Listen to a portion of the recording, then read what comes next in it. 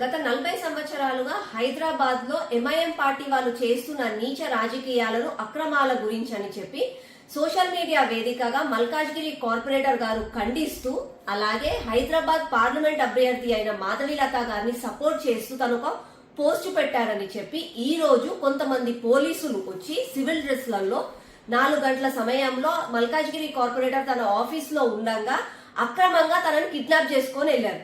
నేను కిడ్నాప్ అని ఎందుకు అంటున్నానంటే, ఒకవేళ వాళ్ళు పోలీస్ వాళ్ళు అయితే వాళ్ళు వచ్చి చేసిన తప్పేంది అని చెప్పి వాళ్ళ భార్యకి, అమ్మకి, నాన్నకు చెప్పి తీసుకెళ్తే బాగుండేది. అంతేకాని ఏమి చెప్పకుండా హడావిడిగా అతను ఎత్తుకొని వెళ్ళిపోయారు. పక్కనున్న వాళ్ళు చూసి వాళ్ళ నాన్నకు ఇన్ఫర్మేషన్ ఇచ్చిన తర్వాత తను ఎన్నో గంటలు ఎన్నో పోలీస్ స్టేషన్లు తిరిగి నా బాబు ఎక్కడున్నాడు అని చెప్పి వేడుకుంటే ఏదో ఒక పోలీస్ స్టేషన్ వాళ్ళు ఇన్ఫర్మేషన్ ఏమని ఇచ్చారనంటే, సోషల్ మీడియా వేదికగా మీ అబ్బాయి ఎంఐఎం ని ఖండిస్తూ ఎంఐఎం గురించి అగేన్స్ట్ గా పోస్ట్ చేశారు కాబట్టి మేము యాక్ట్ అయ్యి అరెస్ట్ చేశామండి అని చెప్పారు. వావా Telangana friendly police, Congress party మీ నిజమైన స్వరూపం ఏందో పబ్లిక్ కి అప్పుడే తెలిసిపోయింది.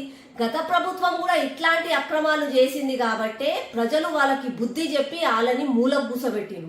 కాంగ్రెస్ ప్రభుత్వం మీకు గెలిచి సంవత్సరం కూడా కాలే, అప్పుడే మీ హర్కత్లు చూపిస్తున్నారు పబ్లిక్ కి. అతను చేసిన తప్పేంది? ఎంఐఎం వాళ్ళు చాలా రోజుల నుంచి తప్పులు చేస్తున్నారు, పబ్లిక్ అందరికి తెలియాలని చెప్పి పోస్టింగ్ పెడితే అరెస్ట్ చేస్తావా? ఎన్ని ఘోరాలు నేరాలు అయితే లేవు తెలంగాణలో, అవి కనిపిస్తలేవా మీకు?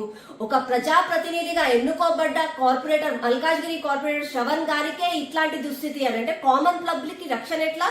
ఇంకా రేవంత్ రెడ్డి గారు ఏదో నీతులు మాట్లాడతారు, అపోజిషన్ మా ఫ్రెండ్స్ మేమందరం కలిసి పనిచేయాలి అని చెప్పి. ఇదా మీరు చేసే ప్రజాస్వామ్యం? ఇదా మీరు అనే ప్రజాపాలన?